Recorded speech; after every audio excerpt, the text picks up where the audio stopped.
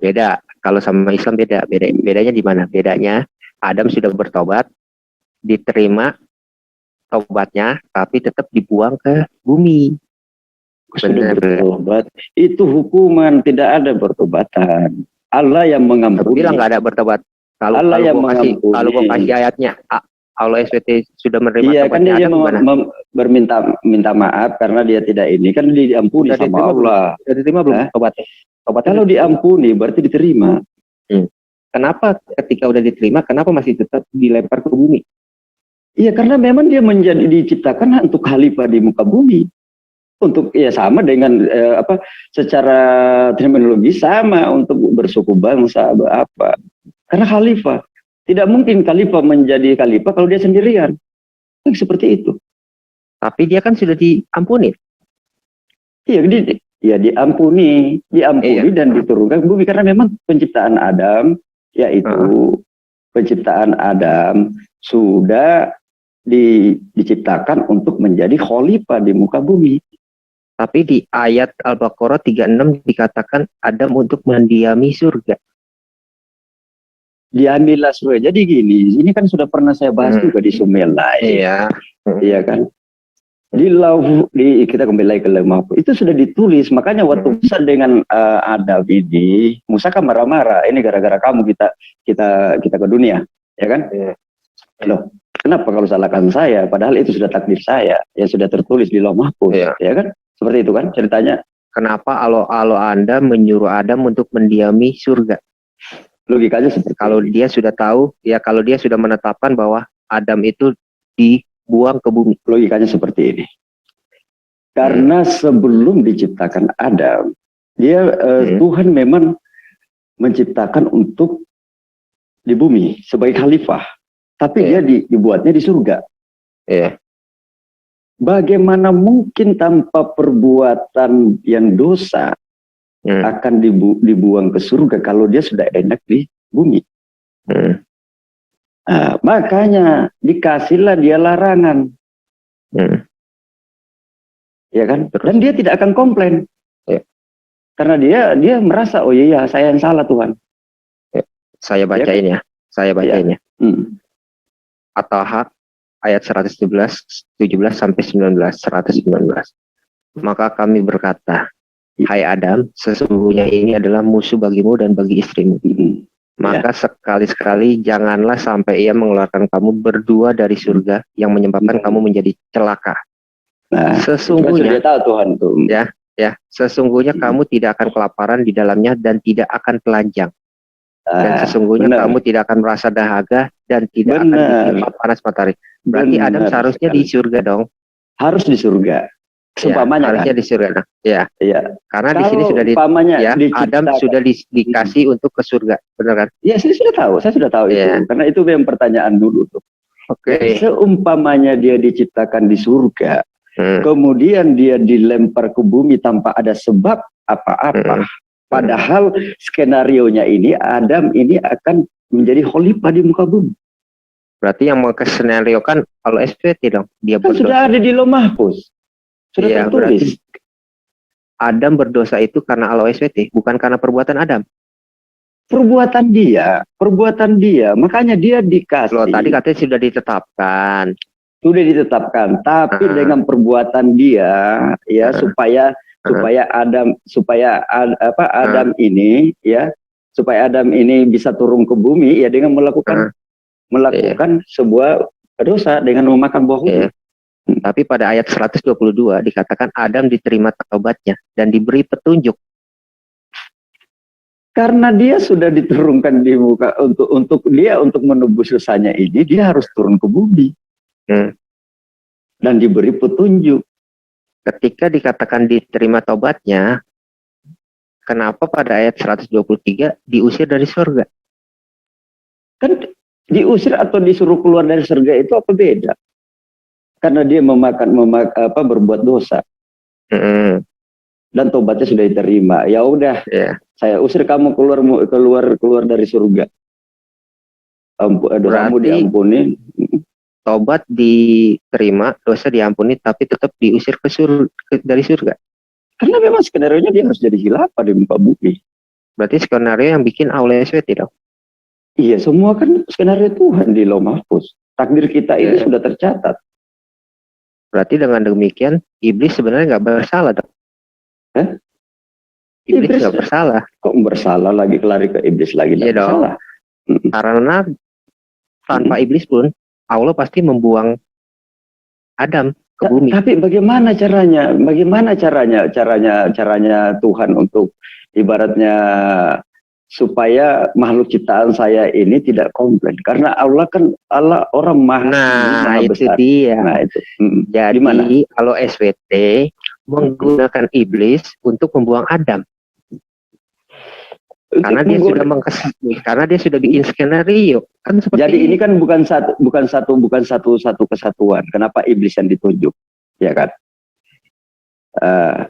Karena ini kan ada waktu dia berdosa itu kan Adam sama Hawa. Sedangkan iblis sudah menjadi menjadi pendosa gitu, karena dia tidak mau sujud di Adam pada saat itu. Tobatnya diterima dengan catatan ya sebagai pebus dosanya itu adalah diturunkan di bumi. Mana yang mengatakan bahwa itu adalah dengan catatan dibuang ke bumi? Mas, kita kan berbicara sudah dengan penjelasan dari ini. Dari mana dalil Anda? Dalil Anda mana? Dalil Anda mana? Karena dia berdosa kan. Dia berdosa dan taubatnya diterima kata Allah. Dia berdosa, taubatnya diterima. Seharusnya udah nggak masalah dong. Bukan tidak masalah, tapi penciptaannya itu kan untuk khalifah di muka bumi. Iya. Ya. Terus penciptaan Adam seharusnya untuk khalifah di bumi. Dong. Iya. Tapi Allah Anda sudah menjanjikan Adam di surga. Iya, karena ini Adam ini kan seperti ini diciptakan di surga yang sudah enak. Pasti akan bertanya, kenapa saya dilempar? Apa salah saya? Kenapa saya diturunkan ke bumi yang ibaratnya panas apa semua? Kenapa saya tidak kekal di surga? Ya kan? Tapi kalau Adam tidak berdosa akan menjadi pertanyaan besar, malah pertanyaan besar kepada Allah. Allah ini tidak maha pengasih. Saya diciptakan sudah enak-enak di sini, kemudian saya dilempar ke dunia. Ya, Anda tahu nggak?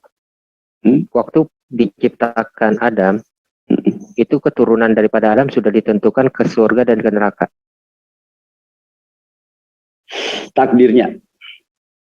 Iya. Kita lari lagi ke takdir, ini berbicara takdir. Terus, oh iya dong, kan tadi ada bicara tentang apa?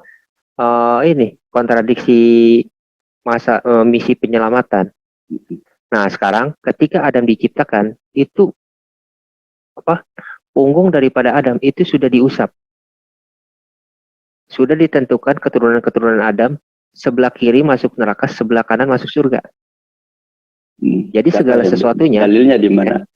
Itu coba lihat di hadisnya. Itu hadis lah. Dalil Al-Qur'annya mana? Hadisnya. Nah, dulu. Wisdom mana wisdom?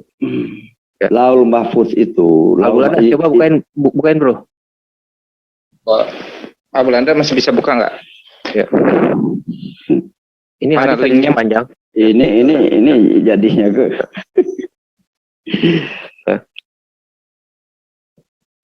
Dikatakan di dalam hadis itu, kemudian Allah berfirman, aku ciptakan mereka untuk neraka dan mereka beramal dengan ahli neraka. Yang ikut ke setan, ke iblis.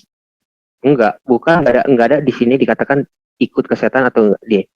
Aku ciptakan mereka untuk surga dan mereka beramal dengan amalan ahli surga. Kemudian amalan ahli surga. Kemudian Allah kembali. Kemudian Allah kembali mengusap punggung Adam dan mengeluarkan darinya keturunan. Kemudian Allah berfirman, aku ciptakan mereka untuk neraka dan mereka beramal dengan amalan ahli surga. Nah, berarti segala sesuatunya tidak ada kehendak bebas. Jadi Adam itu memang sudah ditetapkan berdosa. Loh, kok bukan? Hadisnya salah. Coba Anda lihat hadisnya. Bukan. Pengertiannya begini. Dia diusap punggung kanannya buat keturunannya, ya kan? Untuk surga kan? Iya. Iya. Itu artinya karena manusia ini dibekali oleh akal, pikiran. Siapa yang bilang? Dibekali akal lah. Manusia sempurna dibekali akal. Iya. Iya kan? Dan pengetahuan kan? Dan petunjuk. Nah, jadi yang akan masuk di surga adalah orang yang memilih menerima petunjuk dari Allah. Salah. Loh, kok salah? Kalau ditetapkan dari awal, ya, ketika penciptaan Adam sudah ditetapkan dari awal bahwa sebelah punggung sebelah kiri adalah untuk neraka, sebelah kanan untuk surga, berarti tidak ada petunjuk lagi. Tidak ada petunjuk. Karena Sementara Tuhan memberikan petunjuk. Kalau SWT itu sudah menetapkan dari awal, dari penciptaan Adam. Tapi apakah di hadis itu mengatakan bahwa si Seth masuk surga, si Anu masuk surga? Tapi kan ditulis itu keturunannya kan? Iya, tidak keturunan Adam. Anda keturunan Adam bukan? Anda keturunan Adam bukan? Saya keturunan Adam dong. Ya. Ya. Kalau bicara tentang Anda keturunan Adam, berarti Anda cuma bisa memilih, Anda cuma bisa ditetapkan antara surga dan neraka. Berarti Anda tidak bisa memilih. Loh, bisa dong memilih. Kan di situ bilang Anda bisa memilih. Ditetapkan. Kalau mau memilih surga, petunjuknya ada. Memilih neraka juga ada petunjuk nih. Kamu harus kalau mau masuk ke neraka seperti tidak ada ini. Di situ petunjuk, tidak ada di situ petunjuk. Iya, tidak secara eksplisit. Tapi coba kan buka Sahih Muslim 4801. Sahih Muslim 4801. Anda ditetapkan untuk berbuat dosa. Siapa bilang Anda bisa memilih? Nggak bisa memilih Anda. Coba lihat, kita buka di situ. Coba lihat nih.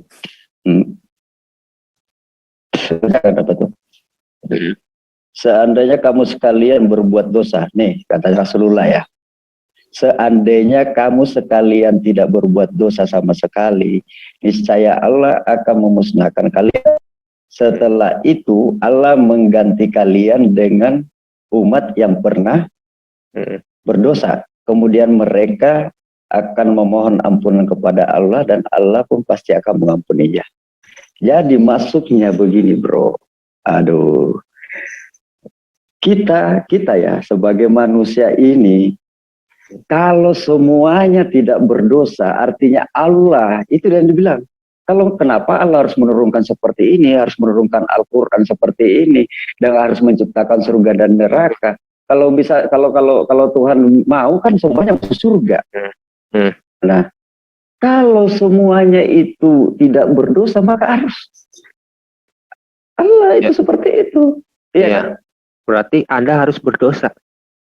Iya, kalau semua manusia tidak ada yang berdosa, akan dimusnahkan. Kalau ya. Ini kan, kalau Anda tidak berdosa, pertanyaan berarti Anda harus melakukan dosa dong. Itu kontekstualnya. Ini kan seandainya Anda harus melakukan dosa dong. Ini kan ya, Rasulullah Shallallahu Alaihi Wasallam bersabda, sesungguhnya hati semua manusia itu berada di antara dua jari. Sekian jari Allah di antara dua jari ini. Jadi dua jari itu baik dan buruk kan. Sebagai Allah yang pemurah.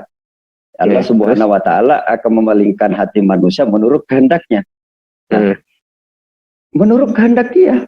Iya, berarti tidak ada kehendak Anda dong. Ada. Dari mana Anda bisa bilang ada ketika Anda bilang kehendak Tuhan balik sesuai kehendak dia? Kehendak Tuhan. Kehendak Tuhan apakah tidak bisa berubah? Karena dia Tuhan. Bisa berubah. Ketetapan takdir Allah bisa berubah. Kehendak. Ini sebuah kehendak Tuhan. Ini kan bicara kehendak. Tapi dari hadis yang pertama kan ditakdirkan untuk berdosa, ditakdirkan untuk mana? Makanya jangan dibuka lagi. Kita berbicara dulu yang tadi, selesaikan tadi baru loncat lagi. Coba cari bro. Kita loncat lagi. Yang itu dulu bro, yang apa? Sahih Muslim pertama bro. Kita bicara lagi di sini. Apa? Kemudian mereka akan memohon ini nih apa? Rasulullah Shallallahu Alaihi Wasallam bersabda, demi zat dan jiwaku di tangannya, ya kan? Seandainya kamu sekalian tidak berbuat dosa sama sekali, ingat, tidak berbuat dosa sama sekali. Seandainya kalian tidak berbuat dosa sama sekali, tapi kenyataannya kan berdosa kita. Di situ dikatakan apa? Seandainya kamu tidak berbuat dosa, berarti orang itu berbuat baik Bukan, dong. baca ini dulu bosku, demi zat dan jiwa di Iya, tangannya. saya udah baca. Seandainya kamu sekalian, jangan bukan saya aja, semua yang ada di bumi ini tidak ada yang berdosa sama sekali. Saya Allah akan memusnahkanmu. Iya kan? Karena tidak ada yang berdosa. Sekarang kenapa kita manusia harus berbuat dosa? Itulah ketetapan Tuhan yang kamu bilang usap-usap. Nah, karena berarti Tuhan kan- menetapkan berarti kan dua. Tuhan Anda kan menetapkan untuk manusia berdosa. Yang ditetapkan itu tunggu dulu. Kalau dia mengikuti samping kanan, kanan ini baik. Kalau kamu baik, kamu akan masuk surga. Keturunanmu baik, keturunanmu akan masuk surga. Kalau yang samping kiri, keturunan yang tidak baik akan masuk neraka. Terus. Nah, tapi kenapa seandainya, harus Anda berbuat dosa? Nah, itulah pertanyaannya yang menjawab di sini. Kenapa Tuhan? Kenapa harusnya kan Tuhan ini jadikan, kalau dia kan bisa menjadikan kita semua baik. Nah, kita semua baik, ya kan? Kenapa tidak harus semuanya baik? Kenapa dia tidak melakukan itu? Iya. Kenapa dia tidak melakukan manusia untuk berbuat baik aja? Iya, bagaimana bumi ini bisa berjalan dengan seimbang kalau semuanya orang baik? Dan bagaimana penciptaan perspektif jadi dalam perspektif Anda, manusia itu harus berdosa biar bumi ini berjalan. Seperti ini, bosku. Nah, berarti Tuhan Anda menyuruh manusia untuk berdosa apa enggak nih? Gitu ya deh. Apa? Bukan tidak mau berdosa. Tuhan itu sudah mempersiapkan petunjuk pedomannya ya, kepada manusia, dan diberilah manusia akal supaya kehendak bebas memilih yang mana yang baik, mana yang buruk. Memang ada kehendak bebas di dalam manusia, di dalam Islam. Kehendak bebas dalam manusia itu baik dan buruk. Kalaupun umpamanya kita kembali ke yang ada tadi, nggak kehendak bebas? Kehendak bebas ada nggak di dalam kehendak bebas. Coba ayatnya mana? Punya. Akal itu kan kita kan yang membawa membawa akal ini yang memberi kita kehendak bebas. Surah 64 ayat 2 dikatakan, dialah menciptakan kamu, maka di antara kamu ada yang kafir dan di antaramu ada yang mukmin. Berarti kafir dan mukmin itu ditentukan oleh Allah. Iya, dari perbuatanmu. Loh, ya. Bukan dari perbuatan. Loh, baca baik-baik, dialah yang menciptakan kamu. Iya. Terus? Maka di antara kamu ada yang kafir dan yang mukmin. Iya. Ya, berarti Allah SWT sudah menciptakan kafir dan mukmin. Keluarkan anunya. Jadi jangan dipotong-potong ayatnya. Keluarkan dulu ayatnya. Surah 64 ayat 2.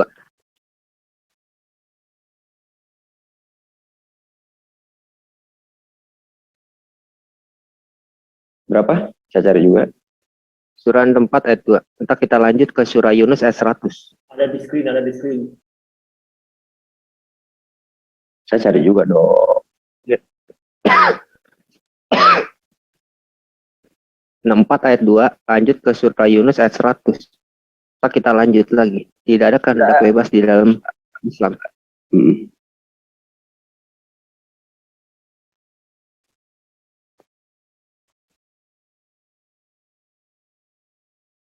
Terus apa yang mau dibahas? Ya.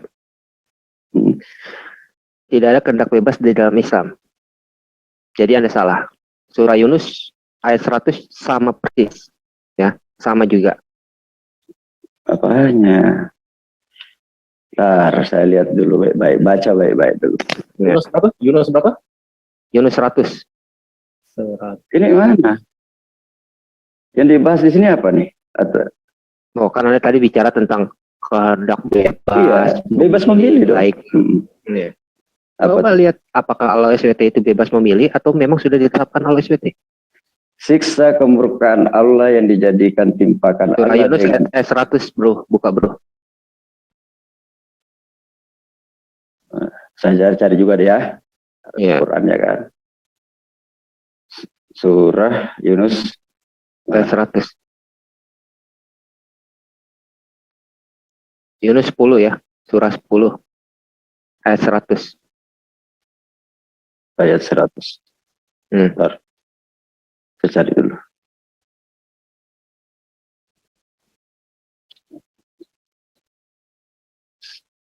Sip, apa? Dan tidak seorang pun akan beriman kecuali dengan izin Allah, dan Allah menimpakan azab.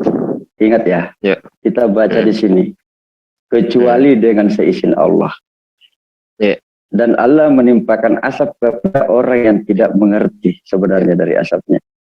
Nah, maksudnya di sini adalah tidak seorang pun akan beriman kecuali kehendak Allah. Kecuali izin kemauan Allah kan. Nah, keimanan itu tidak bisa dipaksakan. Tetapi harus atas dasar kerelaan. Dan tidak seorang pun akan beriman kecuali dengan seizin Allah. Dan Allah akan menimpakan azab, yakni berupa kekufuran yang berakibat pada kotoran jiwa dan goncangan hati kepada orang yang tidak mengerti, yakni yang tidak mempergunakan akal untuk memikirkan petunjuknya. Nah, ya kan? Sehingga tidak bisa melihat dan menerima kebenaran. Oh, artinya seperti itu. Yakin? Coba kita lihat surat 88. Apakah yang mana sama? lagi?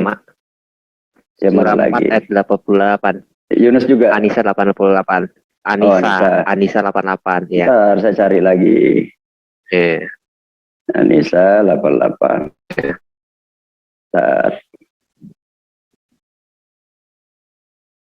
Anisa 88. 88.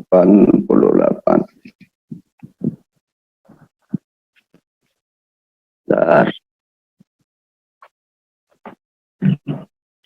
Apa nih? Maka mengapa kamu terpecah menjadi dua golongan dalam menghadapi orang-orang munafik, padahal Allah telah mengembalikan mereka pada kekafiran. Mengapa kamu menjadi dua golongan?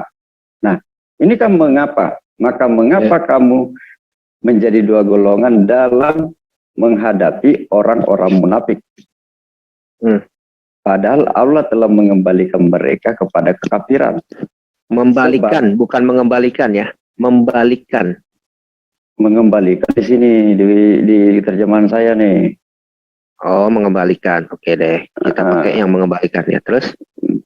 Sebab usaha mereka sendiri. Nah, iya. Itu karena usaha mereka sendiri itu yang mengembalikan mereka menjadi kafir. Siapa bilang? Baca selanjutnya dong. Iya. Jangan di situ dulu, baca selanjutnya ya. Apakah kamu bermaksud memberi petunjuk kepada orang yang telah apakah kamu bermaksud memberi petunjuk?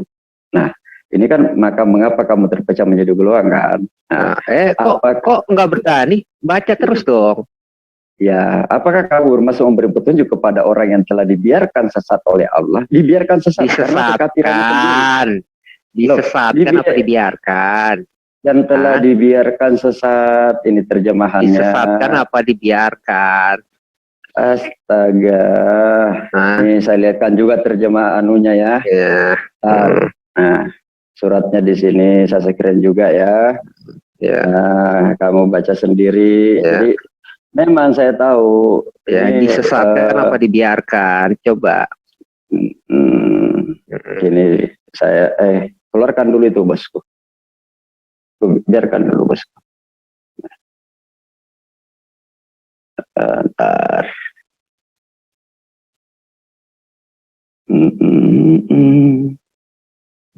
Terus? Nah, coba baca di sini. Kepada orang yang telah dibiarkan sesat oleh Allah. Karena sampean ini adalah cari yang memang sesuai dengan apa yang Anda pikirkan. Iya, tapi kenapa di terjemahan gue itu disesatkan ya? Atau kita lihat aja di Qurano.com kali ya? Benar nggak? Pokoknya pegangan saya di sini, karena ini rata-rata dipakai oleh teman-teman kita. Jadi kepada orang yang atau di risalah aja lah kali ya? Ya. Risalah Muslim aja kali ya. Loh, Kita lihat di saya Risalah kan pegang Muslim. ini. Ya. Barang siapa dibiarkan Loh, sesat oleh Allah, kita lihat dong terjemahannya. kamu tidak akan Disesatkan apa mendapatkan dibiarkan jalan. sesat? Iya, sih lihatlah. Kok terjemahannya beda-beda ya? Siapa kamu ngambil di mana? Terjemahannya beda-beda ya? Loh, Hah? kamu ngambil di mana? Hah? Nah, jadi pada ayat sebelumnya itu, dibiarkan ini kan ada sesat. ayat sebelumnya, Bos. Ini ada ayat sebelumnya nih. Itu Ya, menjelaskan ayat sebelumnya apa? sifat orang-orang munafik kepada ayat ini. Oke, Mengkritik terus sikap dulu, kaum dibiarkan muslimin. sesat. Dibiarkan sesat oleh Allah. Kamu tidak akan mendapatkan apa? Gimana? Jalan baginya ya. Iya, kalau Barang sudah siapa- sesat.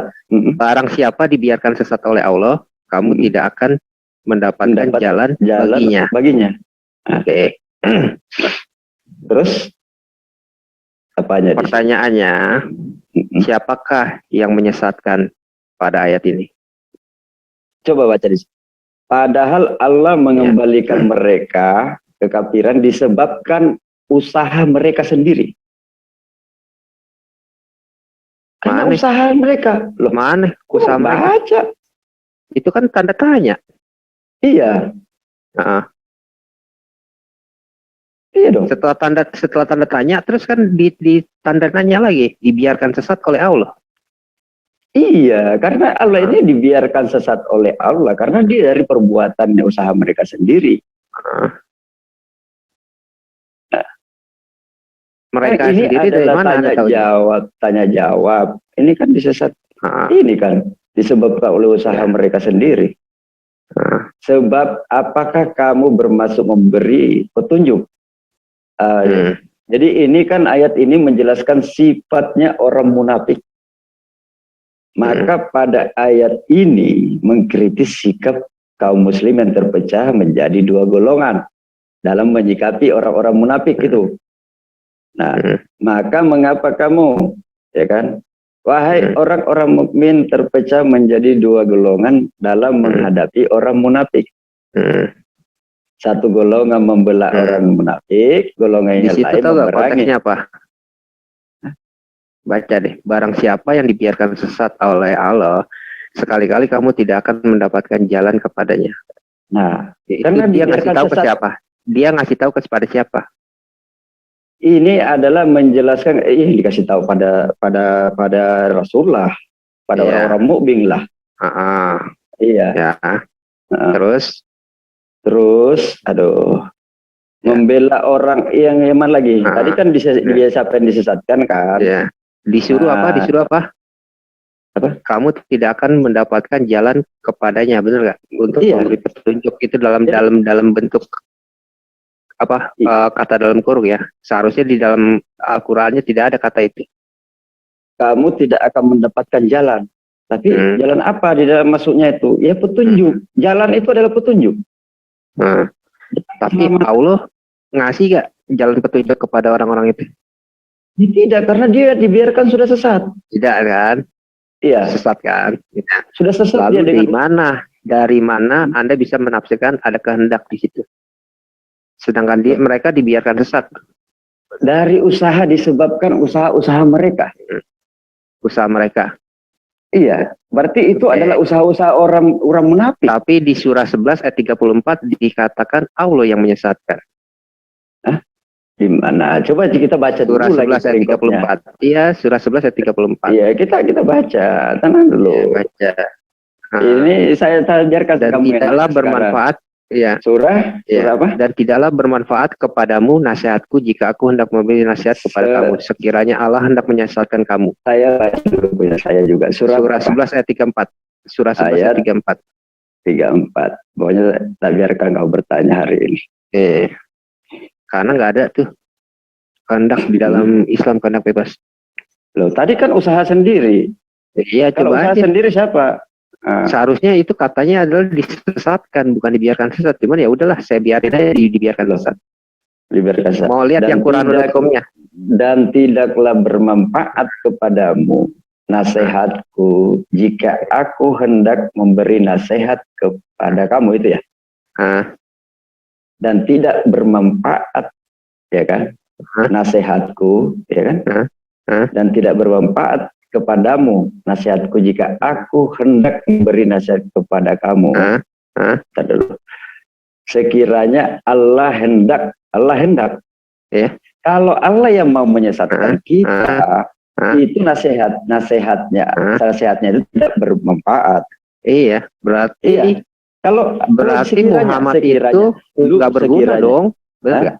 Iya, kalau Allah yang mau, berarti di sini yang menyesatkan siapa? Sekiranya Allah hendak. Ingat, ini ada sekiranya. Sekiranya atau kalau Allah hendak ya. Kalau ya, di bukan sini, sekiranya. Mau tak lihatkan juga saya punya ini. Saya screenshot lagi. Beda ya. Terjemahannya kok beda sama terjemahan gue ya? Iya, karena terjemahan sampean itu yang mengikuti dengan Kristen sendiri gitu loh. Ini Quran.com kok. Ini Quran.com. Iya, keluarkan dulu. Albulanda coba Quran.com bro. Itu dibiarkan kalau Allah hendak menyesatkan kamu. Iya. Sekiranya atau kalau sama kurang lebih aja. Iya kan? Iya. Kurang lebih berarti aja. Yang menyesatkan siapa? Kalau Tuhan hendak, ingat, kalau Tuhan hendak menyesatkanmu, hendak itu ingin menyesatkanmu. Iya, berarti apa tuh? Kita tidak bisa mengatakan Tuhan menyesatkan kalau dia belum menyesatkan. Berarti ada ini enggak? Ada kehendak bebas kan di dalam itu? Ada dong, karena Muhammad ini kan manusia biasa, ya kan? Kan di situ kan dikatakan dan tidaklah bermanfaat kepadamu nasihatku. Nasihatnya Muhammad tidak bermanfaat. Di ayat 11. Ya, walaupun saya mau memberi nasihat kepada kamu. Sekiranya Allah atau kalau Allah hendak menyesatkanmu. Jadi kalau Allah yang hendak menyesatkanmu, apalah kita busi manusia ini. Kenapa dia menyesatkan gitu loh? Sedangkan dia memberikan Nabi nasihat. Iya. Dan ini di sini adalah kehendak Allah, Maha berkehendak. Kalau dia pengen kita Allah Anda menyesatkan dong. Kok menyesatkan? Kalau ini kan kalau. Ingat ya bosku. Kalau kan artinya belum. Jadi kalau di sini nih, kalau Allah SWT mau menyesatkan, orang ini disesatkan dong. Kalau Allah mau. Kalau kehendak Allah mau.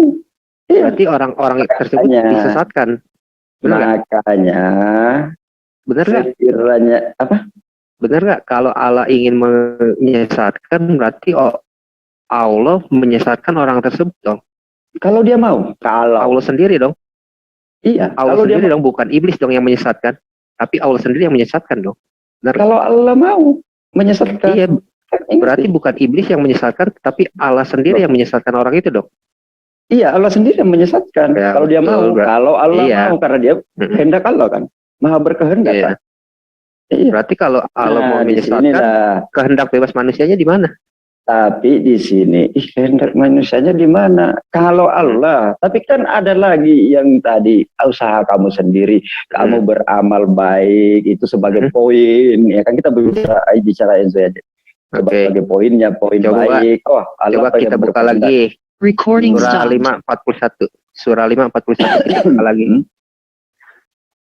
Surah 5 Al-Maidah 41. Ada kehendak bebas nggak? Ada. Surah Al-Maidah. Surah Al-Maidah. Pokoknya kamu aja bertanya di masalah kehendak bebas. Surah Al-Maidah 41. Al-Maidah ayat 41. Nih. Ayo.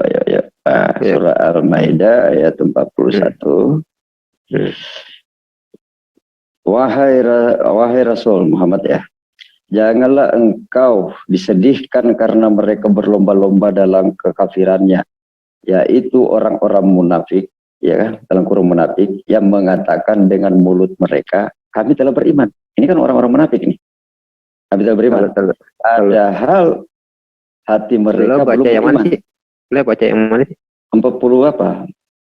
41. 41. Oh, Al-Maidah 41. Bentar. Ayo. Nah, ini dia Al-Maidah 41. Ya, 42. Nah, Al-Maidah 41 ya.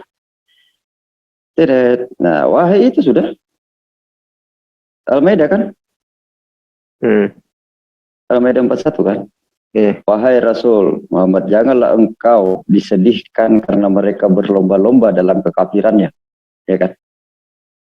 Tuh Muhammad, nggak usah sedih. Orang-orang yang kafir, ya kan? Yaitu orang-orang yang munafik yang mengatakan dengan mulutnya kami beriman. Artinya dikhianati di Rasulullah. Dia ngomong beriman. Padahal hati mereka belum beriman. Dan juga orang-orang Yahudi yang sangat suka mendengar berita-berita bohong. Ya kan? Dan sangat suka. Bukan Al-Maidah 1983. Sorry. Apa? 1983.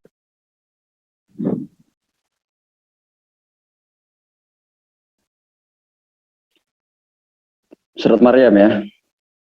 83 ya. Bentar. Buka.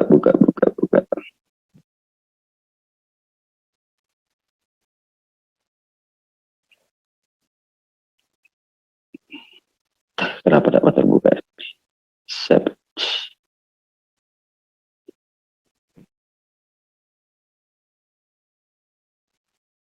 Tidakkah engkau memperhatikan bahwa kami telah mengutus setan-setan kepada, ini lagi yang tadi ini, kepada orang-orang kafir untuk benar-benar menggoda mereka berbuat maksiat. Nah, ya kan? Dia kenapa itu? Kenapa mengirim setan-setan? Berarti kerjasama sama setan gitu. Kan manusia setan ini kan ada di bumi. Iya. Tidakkah kamu lihat bahwasanya kami telah mengirim setan-setan itu kepada orang kafir? Jadi orang kafir itu adalah memang orang-orang yang dipengaruhi oleh setan. Siapa yang mengirim setan kepada orang kafir? Setan kan ciptaan siapa yang menyesatkan? Tuhan. Setan kan ciptaan Tuhan. Siapa yang mengirim? Ya Allah, ciptaannya lah. Ya. Karena dia menurunkan setan ke bumi. Ngapain Allah SWT ngirim setan kepada kafir? Ya karena sudah kafir. Kok sudah kafir? Apakah orang kafir itu tidak bisa menjadi mualaf? Untuk menggoda. Jadi setan-setan itu kan untuk menggoda. Itu kan tafsirnya seperti itu. Pertanyaannya kenapa setan itu mengirim setan, bukannya mengirim nabi atau mengirim apa atau mengirim hidayah? Kan sudah atau mengirim hidayah. Sudah dikirimkan nabi, sudah dikirimkan petunjuk, sudah dikasih akal, tetapi masih kafir. Mana ayatnya dikasih petunjuk, dikasih ini, jadi dikasih akal. Dari penciptaan Adam, dikasih pengetahuan dan petunjuk. Kan kita ini adalah keturunan Adam. Anda belum lihat yang Adam diusap punggungnya, kiri ke neraka, kanan ke surga. Itu sudah ditetapkan dari awal. Kan ada petunjuk yang dikasih oleh Allah. Coba di Al-Quran. Dari mana? Di Al-Karena kamu tidak tahu sesuatu. Surah 32 nih, coba surah 32 ayat 13 dikatakan apa? Apalagi yang mana lagi? Surat 32 ayat 13. Surat 32 ayat 13. Ayat 13. Ini entar.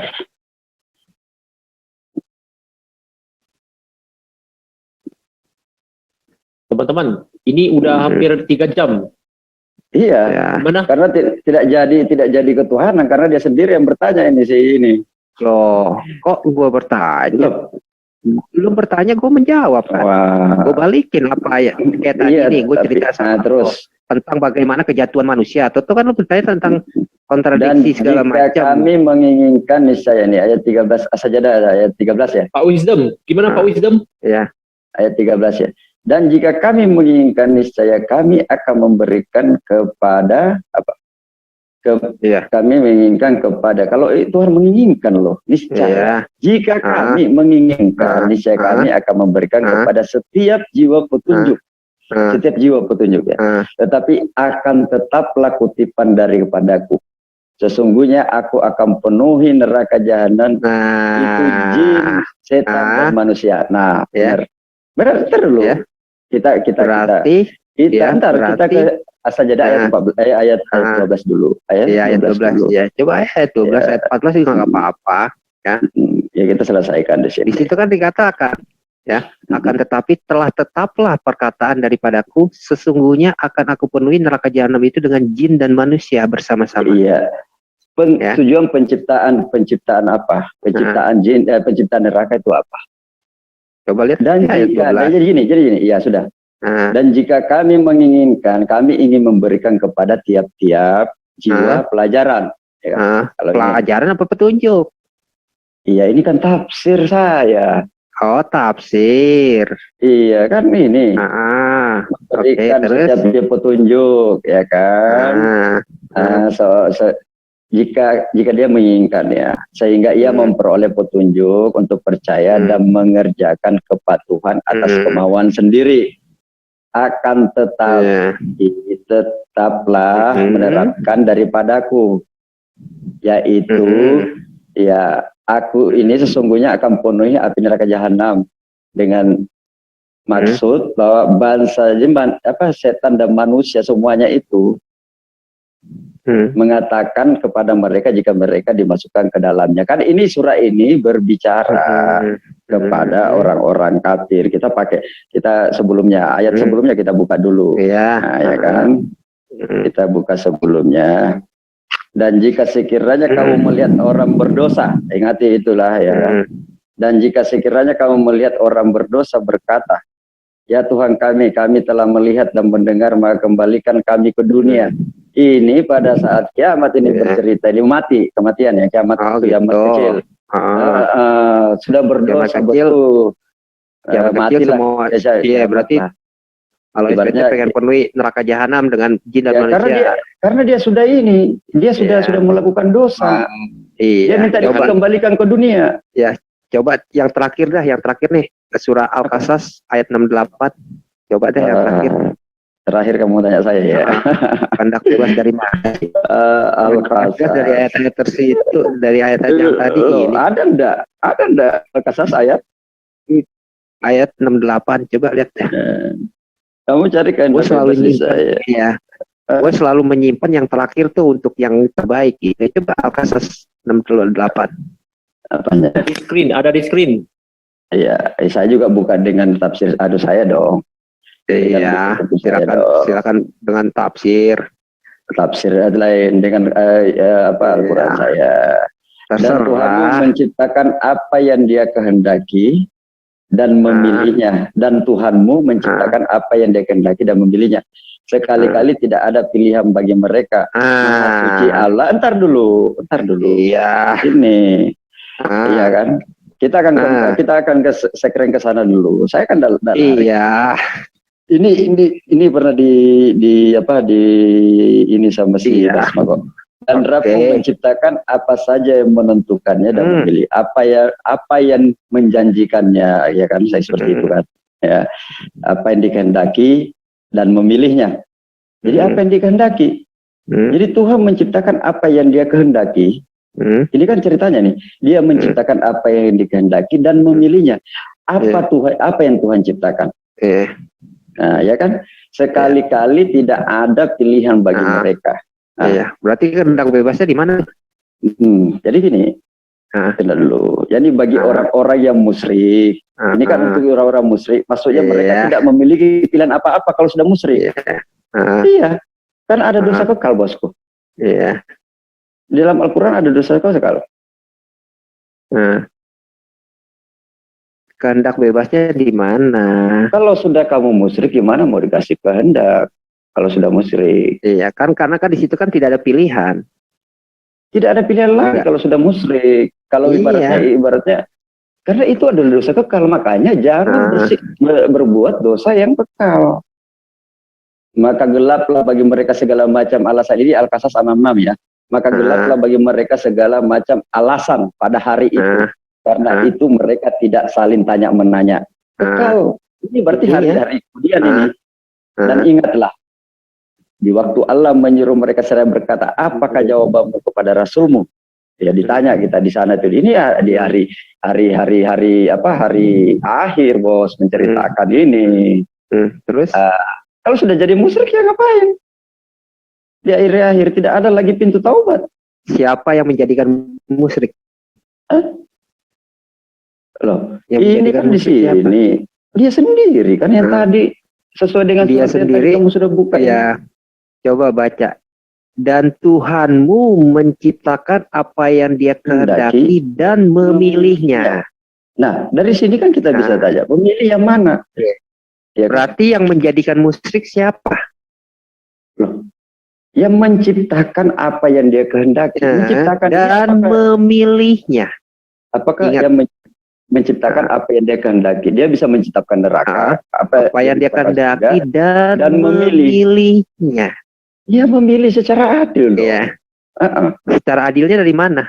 Seandainya di sini Ketika Dia sudah menciptakan dan Dia memilih untuk menciptakan orang jadi musyrik, tidak ada pilihan bagi mereka. Al-Qasas ini kan menceritakan hari kemudian.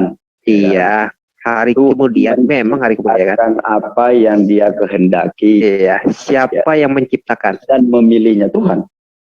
Tuhan yang menciptakan. Terus sekali-kali tidak ada pilihan bagi mereka yang sudah musyrik.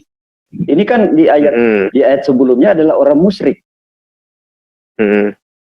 Maka Maha Suci Allah yang menciptakan siapa? Apa yang diciptakan Tuhan di sini selain manusia sendiri?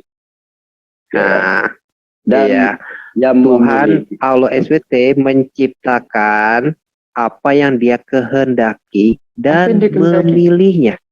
Itu kan pernyataan karena inilah. Kalau Dia menghendaki orang itu ke neraka, maka orang itu akan diciptakan ke neraka. Betul? Maka sesuai dengan hadis yang pertama. Ingat tadi kehendak, ya kan? Jika Tuhan menghendaki bisa menyesatkan. Iya, karena perbuatannya, makanya sekalian disesatkan. Mana? Oh, sekalian disesatkan. Kenapa nggak dibikin bertobat? Kenapa nggak dibikin bertobat? Kenapa sekalian disesatkan? Karena sudah musyrik.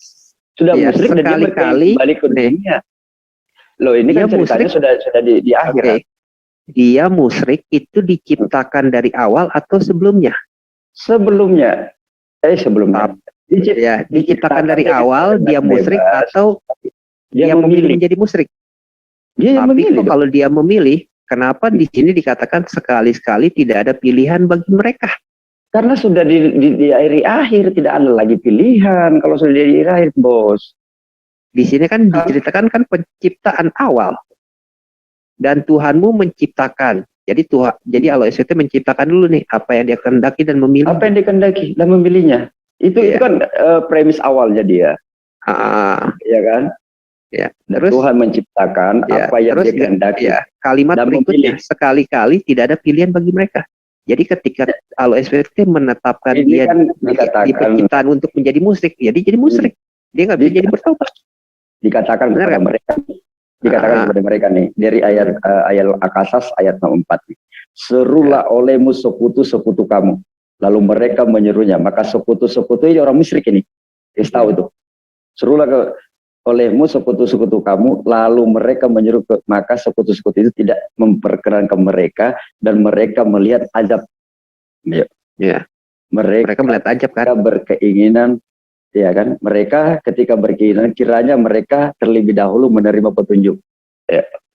Seharusnya tuh dulu ini di dunia ini kita harus menerima petunjuk. Nah, di situ ada nggak? Di situ ada dikatakan petunjuk nggak? Di ayat 64. Nah, ada petunjuk gak di situ? Iya, kiranya mereka terlebih dahulu menerima petunjuk. Di ayat 64. Iya. Kalau dibilang dulu, kiranya mereka mendapat pahami dulu Bang ayat-ayat yang sebelumnya Bang. Jangan main. Iya, jangan main ini. Iya. Tidak apa-apa Bang. Tetapi di ayat ini dikatakan sekali-kali tidak ada pilihan bagi mereka. Iya, karena sudah di akhir, ngapain kamu dipilih lagi? Sudah dikasih, sudah mau memilih petunjuk, harusnya kamu menerima petunjuk dahulu. Ketika di sini dikatakan dan Tuhanmu menciptakan apa yang Dia kehendaki dan memilihnya. Ini kan penguatan dari kemahatinggian Allah itu. Tadi udah lihat kan hadis daripada penciptaan Adam. Ketika Allah SWT mengusap punggung sebelah kiri, itu orang sudah ditetapkan untuk ke neraka, benar nggak? Jadi Menurut pengertiannya seperti ini, bosku. Nah, enggak, Yang itu hadisnya benar apa enggak? baik, iya benar. Yang Benar baik dong. itu Ketika dari diusap punggung, ya ketika diusap punggung kiri, kan keluar tuh istilahnya keturunan Adam yang bakal masuk neraka. perumpamaan. Kok perumpamaan? Emang ada Iya, perumpamaan ya di hadis itu ya? Jadi orang keturunan kan tidak langsung menjadi keturunan banyak. Waktu di surga. Sekarang Cuma berdua pertanyaannya, aja. ketika Adam diusap punggungnya, keluarlah keturunan Adam yang dari punggung kiri itu ditetapkan untuk menjadi ke Iya. neraka. Benar gak? Terus pada saat Adam ini di mana Adamnya? Ya. Di mana Penciptaan Adam. Adamnya? Penciptaan Adam kan? Penciptaan Iya. Adam di mana? Nah, Berarti di surga. Berarti Iya. kan di surga kan tidak ada keturunan dia. Ada keturunan tapi Adam di sudah surga. ada Sudah ada di apa lagi? usap punggungnya. Ketika diusap punggungnya disebutnya apa? Keturunan Adam kan? Iya, kalau dari yang orang baik-baik itu adalah dari sisi kanan punggungnya Adam. Sisi kanan dong. Iya, sisi Betul kanan dong. punggungnya Adam. Kalau yang Sisi kiri? berbuat jelek sisi kiri. Oke, nah sekarang begini. Ketika kalau SWT mengusap punggung sebelah kiri, itu kan keluar yang akan menjadi neraka dong. Kamu lihat dulu kata-kata hadisnya, jangan berasumsi. Keluarkan hadisnya. Enggak, Katanya itu ini hadisnya coba surat lihat. Al-Qasas ini yang terakhir. Itu terakhir karena apa? Korelasinya adalah Adam, gitu loh. Bagaimana Jadi ketika mungkin dia mengusap, berkorelasi? Bro, coba lihat bagaimana mungkin berkorelasi antara akhirat sementara di penciptaan? Ya. Logika di mana? Kan di situ dikatakan dan dia Kalau telah surat- menciptakan. Surat Nah, di Al-Qasas situ dan ini- Tuhanmu menciptakan apa yang dia kehendaki. Surat Al-Qasas ini adalah orang-orang musyrik yang sudah di akhir tidak ada lagi pintu taubat baginya. Makanya sebelumnya di kiamat ini bertobatlah semuanya.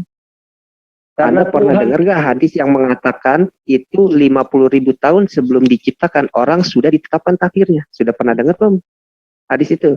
Coba lihat hadisnya. Nah, mendingan lihat hadis yang Adam dulu deh, biar Anda nangkep daripada Al-Qasas 68. Nggak ada hadisnya. Al-Qasas 68 itu adalah hari akhirat. Iya. Bang, saya boleh nambahin nggak, Bang? Nah, Apa? Nah, saya baca Ya, ini. silakan. Warbuka yakhluqu may yasha, ya. Itu ayat yang tadi tuh, Al-Qasas. Ini saya baca ini Al-Qur'an. Jadi nggak asal kita baca, ya, ini ada grammarnya ya. Ya. Bismillahirrahmanirrahim. Warbuka ya'lamu ma. Aduh, kecilan ya ayat Quran saya. Dan Tuhanmu telah menciptakan wa ya'lamu warabbuka yakhluqu, dan Tuhanmu telah menciptakan mayasya yang telah ditentukan oleh dia. Maksudnya ditentukan itu kadarnya, bukan ditentukan nasib hidupnya. Jadi Tuhan itu memberikan satu kehendak ke manusia dalam bentuk penciptaan. Untuk masalah kehidupan, masalah dia itu mau masuk surga atau tidak, Allah memberikan kebebasan. Dengan apa? Dengan memberikan chipnya itu di dalam diri manusia, yaitu akal. Biar tahu nih, kenapa di sini ada mayasa. Di sini ada kata-kata lagi di sini ya. Wayak taroh, dan kadar-kadarnya. Anda punya mata, sama saya juga punya mata. Anda punya ruh, saya juga punya ruh. Perbedaan keyakinan Anda dengan saya berbeda. Rezeki Anda dengan saya juga berbeda. Tapi rezeki Anda dengan saya itu ada ketetapan. Di dalam memahami Islam itu bukan dengan terjemahan. Terjemahan ini adalah pendapat orang yang memiliki satu bidang atau 2, 3, 5 bidang ilmu. Dan ini bukan kitab suci bagi kami. Kitab suci itu adalah yang saya baca tadi. Ini adalah pemikiran manusia untuk mengartikan ayat ini. Untuk mendekati satu permaknaan, bukan makna Al-Quran ini. Jadi, umat Islam yang ada sekarang ini, kita diwajibkan untuk oleh Allah untuk memahami Quran ini dengan ilmu, dengan akal. Kami tidak boleh mengimani sebelum kami meneliti. Nggak ada, Bang. Rumus itu bisa saya yakini sebelum ada uji coba, Bang. Saya nggak akan percaya dengan rumus EMC kuadrat bullshit gitu. Dan saya nggak akan pernah mengimani itu sebelum ada bom atom. Terus setelah terjadi bom atom, uranium meledak, baru saya yakin EMC kuadrat, E ada energi, M-nya itu massa, C kecepatan 3 kali 10 pangkat 8. Itu baru ternyata bukti, baru saya mengimani. Begitupun Al-Quran. Al-Quran bukan terjemahan. Terus saya bacakan lagi nih, di sini. Ya. Di sini dikatakan, Coba bacain tadi apa? Telah ditetapkan. Warabbuka yakhluqu. Anda sendiri yang baca. Oh, warabbuka yakhluqu, ya kan? Soalnya ini Al-Quran saya kecil Ditetapkan benar, apa? Bang. Nah, dan Ditetapkan itu kami telah menciptakan dengan kehendak kami, dengan kadar-kadarnya, dengan ketentuan yang sudah dari Tuhan. Ya, ketentuan yang sudah Menentukan ditentukan. Ya. Menentukan kadarnya begini loh, Bang. Ya, kadar abang itu istilahnya tangan 5. Ada gak tangannya yang jarinya itu 6? Ada. Ada gak yang orang itu idiot? Ada. Ya, itu kadar-kadarnya. Dan dia diberikan satu kebebasan manusia dengan akal. Jadi kita tuh udah disiapkan chipnya. Biar abang paham nih. Jadi Tuhan itu bukannya sesuatu menciptakan sesuatu makhluk itu dengan memaksakan, kecuali yang namanya hewan. Kalau hewan itu sama rata karena apa? Dia nggak mengenal surga dan neraka. Ya, untuk yang namanya manusia, ini jahilun fil ardi khalifah. Sungguhnya aku, kata Allah, jahilun, akan menjadikan fil ardi, di muka bumi ini, khalifah, sebagai pemimpin. Bukannya itu Adam diusir, didepak, ditendang karena berdosa. Berdosanya Adam itu karena itu sudah meminta ampun sama Allah. Allah Maha Pengampun, diampunilah dia. Kenapa nggak ditaruh surga lagi? Lah, dia itu ini jahilun fil ardi khalifah, untuk memimpin di muka bumi. Bukannya untuk di surga. Pahami ayat-ayat ini semuanya. Jadi gini, Bang, untuk memahami Al-Quran, itu benar-benar kata-kata itu harus dipahami satu kalimat per kalimat. Karena di situ ada maf'ul bih, ada yang namanya itu fa'il, fi'il. Nah, sorofnya harus kita hafal. Ya, Sekarang Bang, gini ya. deh, ya. Oke. Apa, Bang, yang Abang mau tanya? Ya. Sekarang ada satu hadis, ya, yang menyatakan sama persis istilahnya Adam itu ketika diciptakan sudah ditentukan keturunan-keturunannya ke neraka dan ke surga. Coba Kata tolong siapa? dibukain ya. Tolong Bukain, Bang. dibukain ya. Moderator tolong dibukain ya. Buka. Ya. Bang, Ketika sudah ditentukan dari Berikut dengan penciptaan, sanad-sanadnya. Sorry, Iya. saya potong. iya, Berikut dengan itu sanadnya. sudah ada sanad? sanadnya, tenang aja. Ketika sudah ditentukan, awal penciptaan itu sudah ditentukan, bahkan sebelum manusia itu lahir sudah ditentukan neraka dan surga ya. Pilihannya di mana? Coba tolong dibukain dong Wisdom atau Albulanda. Silakan. Saya cuma mau tahu aja nih. Jadi gini. bener apa enggak? Tunggu, Bang, Jadi sebentar, gini. Bang. Ini Jadi saya mau gini. meluruskan aja Ini ya, pemikiran meluruskan. mereka. Ini ya. Yang satu. Oke, saya baca ya. Yang Mu'atta Malik ya. Yuk. Oke. Wa ta'ala khalaqa Adamu tsumma masahan daurahu nih baimihi fa'as takhraja. Nah, mengeluarkan. Oke, saya baca nih. Wa ta'ala khalaqa. Kita lihat dari hadisnya dari siapa ini? Sorry, jangan digerakin dulu sebentar. Saya lagi besarin banget ini, soalnya saya udah plus mata saya. Telah menceritakan kepada Yahya dari Malik dan Zaid bin Abu Unaisyah. Di sini ada Ibit ya, di sini 1, 4 dan Abdul Hamid bin Abdul Rahman. Dikatakan di sini ditanya ayat ini dan ingatlah, bukankah aku ini Tuhanmu? Oh, ini tentang kejadian manusia, Mas. Ya, coba lihat dulu, baca dulu hadisnya. Tuhanmu, mereka menjawab. Saya jawab nih. Ya. Bukankah ini Tuhanmu? Mereka menjawab, betul. Ya. Terus saya besarin ini. Engkau Tuhan kami menjadi saksi. Kami lakukan demikian itu dalam kurung, agar di hari kiamat kamu tidak mengatakan sesungguhnya kami, Bani Adam adalah orang-orang yang lemah terhadap ini. Masalah ketauhidan, maksudnya ayat ini. Di surat Al-A'raf dikatakan, Umar berkata, ya ayat Al-A'raf 172. Ini Al-A'raf 72 ini tentang kejadian manusia, persaksian manusia waktu dijanin. Ya. Oke, pahami dulu itu. Aku mendengar Rasulullah SAW ditanya tentang ayat ini. Oke. Sebentar. Maka beliau menjawab, sesungguhnya Allah Tabaraka wa Ta'ala menciptakan Adam lalu mengusap punggungnya dengan tangan kanannya Allah mengeluarkan darinya. Ini dalil karena hadis, Bang.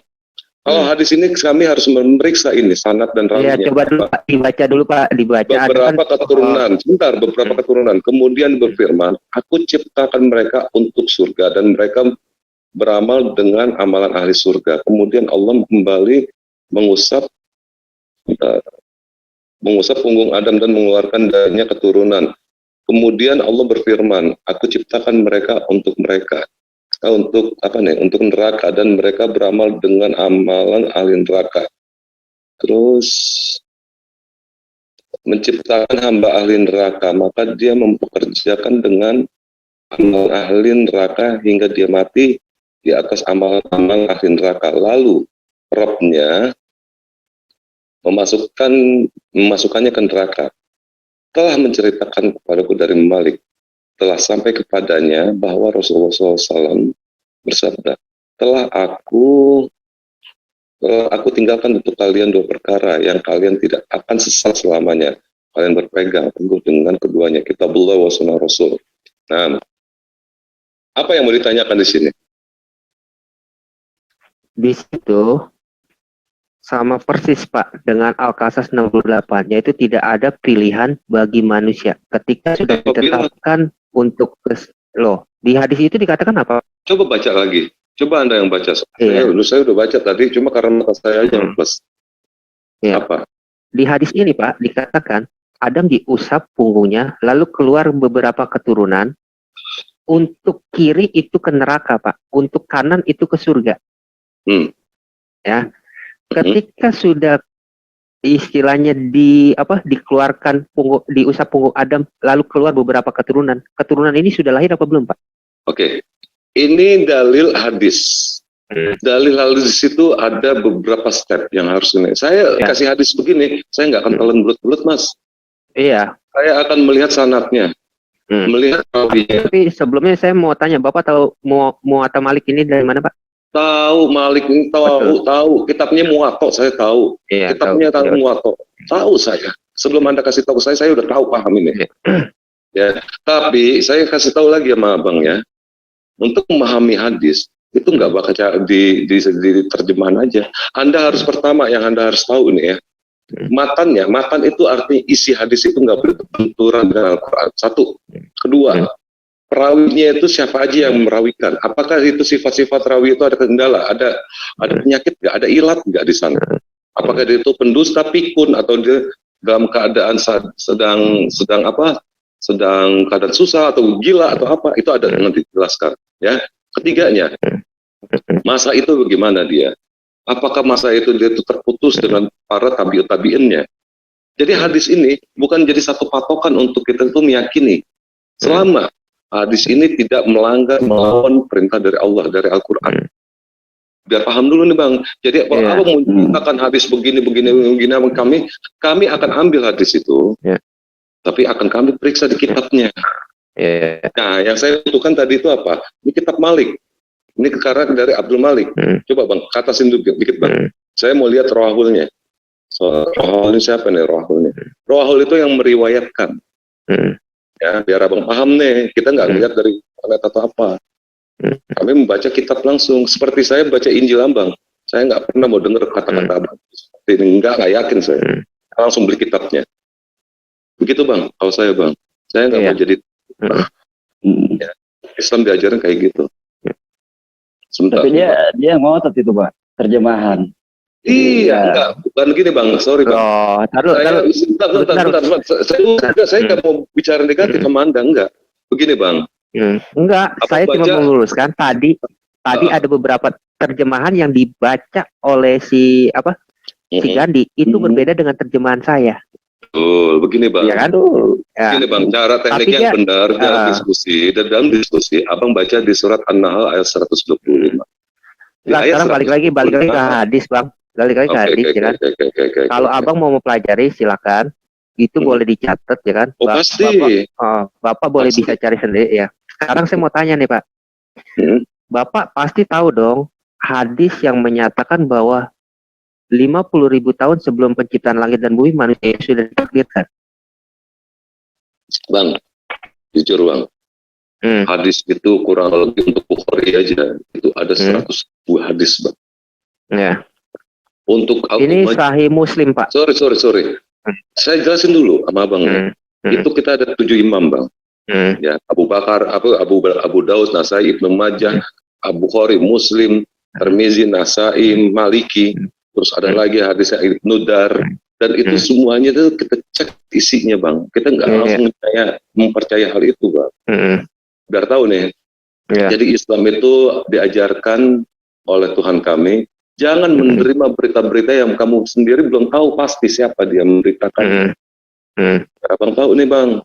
Saya nggak akan pernah percaya mengatakan Yesus itu sebagai Tuhan. Saya nggak akan pernah menyatakan bahwa Yesus itu sebagai manusia. Enggak bang. Saya cek dulu kitab Anbang. Setelah saya cek kitab Abang, ternyata begini, baru saya ambil kesimpulan. Baru saya tanyakan ke pihaknya yang meyakini hal itu. Itu baru orang Islam bang. Ya gitu, biar tahu nih Islam itu seperti itu bang. Jadi kita tuh nggak pernah mau menghujat tanpa ada dasar. Oke. Maaf Pak ya. Ini kalau saya boleh tahu, saya sebutnya siapa nih? Pak siapa nih? Saya ya bilang aja sama Kang Asep saya. Oh ya, Kang Asep ya. Kang Asep, mohon maaf Pak Kang ya.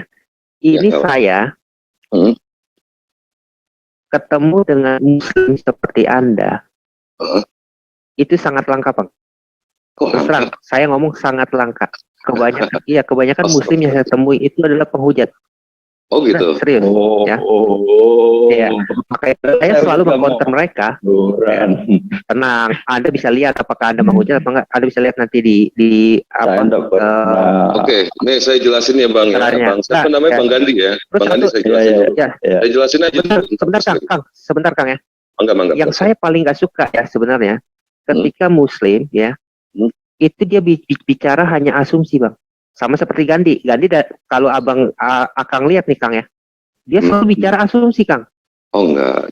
Coba aja. Ya. Coba Akang lihat nanti di YouTube kan ada nih ya. Akang lihat ya. Asumsi. Maka itu saya lebih suka bicara dengan satu Kang Yasep, kedua sama Pak Sumarlin. Mungkin kenal ya Pak Sumarlin. Tahu. Ya. Asumsinya saya dari mana? Jadi kira-kira istilahnya mereka menjelaskannya dengan benar, bukan dengan asumsi mereka. Benar nggak? Asumsinya dari mana saya jelaskan. Jadi gini Bang. Saya pahamin dulu Islam. Abang mau masuk Islam juga nggak ada ruginya Islam. Mau keluar dari Islam nggak ada ruginya Islam. La ikraha fid din. Qad tabayyana rusdu minal ghayy. Wa may yakfur bit-taghuti wa yu'minuna billahi faqad istamsaka bil urwatil wuthqa bisawmalah wallahu wasi'un alim. Tidak ada paksaan untuk memasuki agama ini. Sesungguhnya sudah jelas mana yang diberikan petunjuk oleh Allah dan mana yang disesatkan oleh Allah. Lakum dinukum waliyadin. Agama kamu, agama saya. Ya. Di situ udah jelas kita salah satu deklarasi Islam itu seperti itu. Tidak ada paksaan dengan pedang untuk masuk Islam. Haram saya. Dan saya menyatakan ini, kalau abang saya paksa untuk masuk Islam, saya nggak akan pernah mencium bau surga. Kenapa? Memaksakan kehendak saya untuk abang meyakini. Malah abang misalnya kalau mau masuk Islam, saya akan mengatakan dia Bang. Maaf nih ya, kalau bahasa Jakarta saya. Ente udah benar yakin mau masuk Islam ya? Iya, mau masuk ya. Kamu belajar dulu deh Injil yang benar. Pelajari Injil Anda dulu.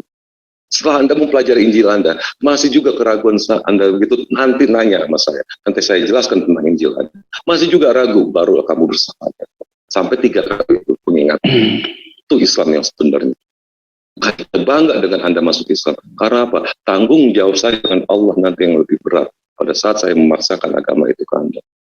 Paham itu? Aku suka Terus kedua untuk masalah hadis ini. Untuk masalah hadis, saya jelaskan kepada Anda.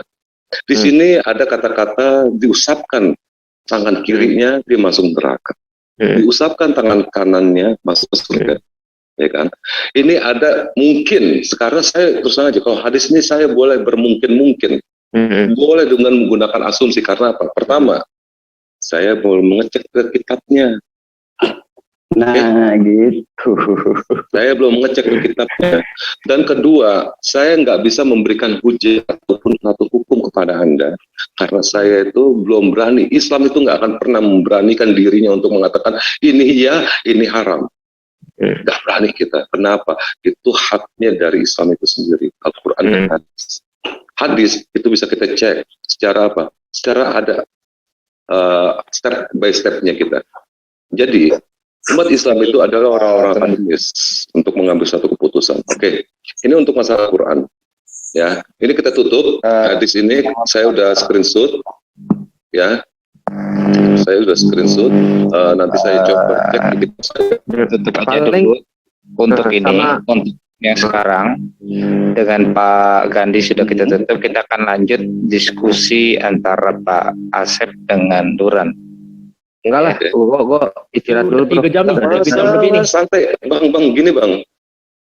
Besok Di dalam aja. diskusi, begini Ya. bang, sebentar saya potong. Begini, maksud saya gini. Di dalam diskusi keyakinan itu nggak ada istilah capek, Bang. Semakin kita membicarakan keyakinan dan apa yang kita yakini, biasanya begini. Tuhan itu memberikan kekuatan. Kang, ya. Kang Yasep, mohon maaf Kang. Ini saya dari tadi open suara itu 5 jam ada Kang.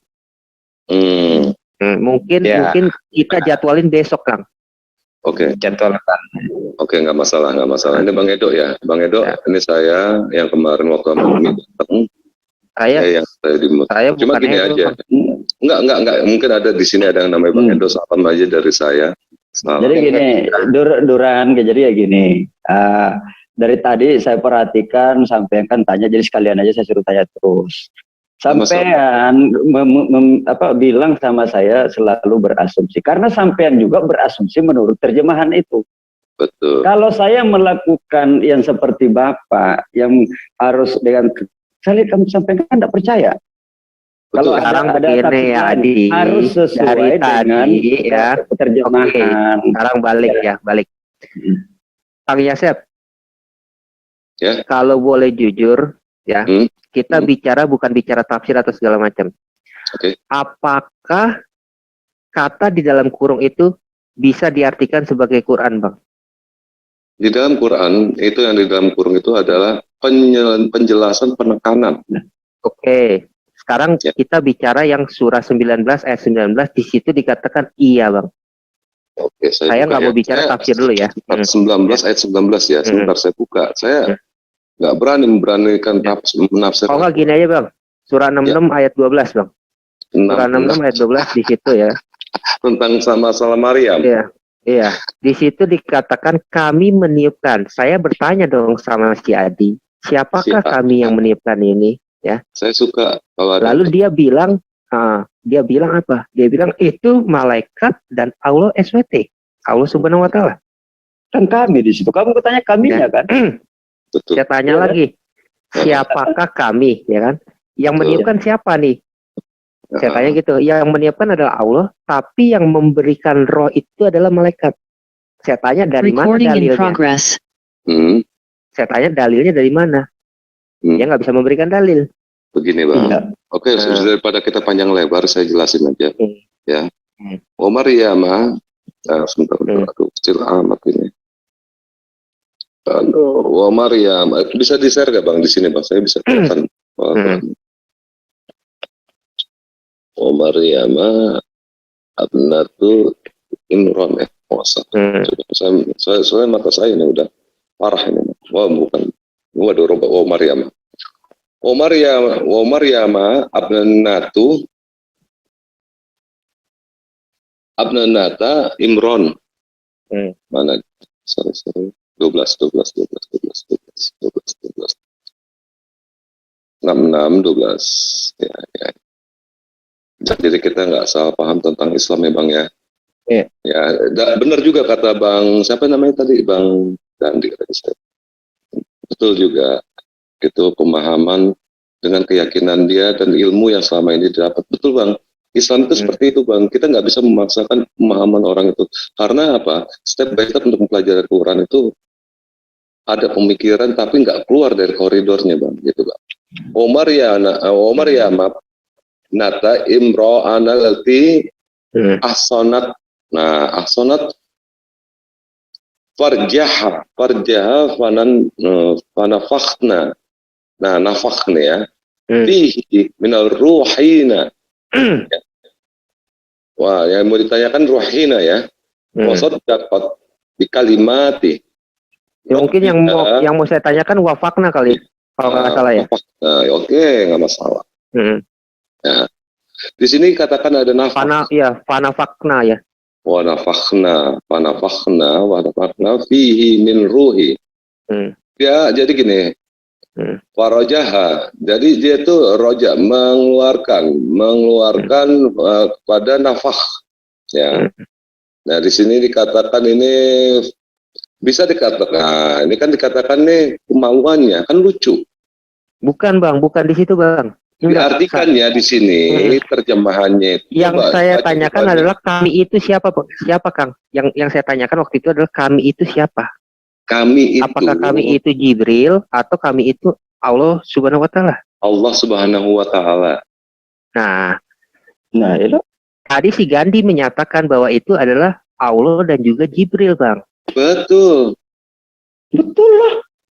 Bagaimana bisa Allah dan Jibril itu bekerja bersama untuk menciptakan janin? Oke. Kan itu yang saya tanyakan. Saya paham. Kenapa di situ ada kata nahnu? Ruhan. Ya, panafakhna. Di situ ada nahnu. Nahnu itu artinya kami. Paham? Di sana dikatakan kami itu Allah memberikan satu namanya sifat dia, ya, dititipkan kepada makhluknya untuk disampaikan kepada Maryam. Karena apa? Sesuai dengan dalil yang lainnya bahwa yang namanya manusia makhluk itu nggak akan pernah sanggup untuk melihat Tuhan. Gunung aja gugur, apalagi cuma Maryam yang cuma segede atom. Berantakan lah unsur dia kalau melihat Tuhan. Makanya digunakan salah satu wakilnya. Wakil apa?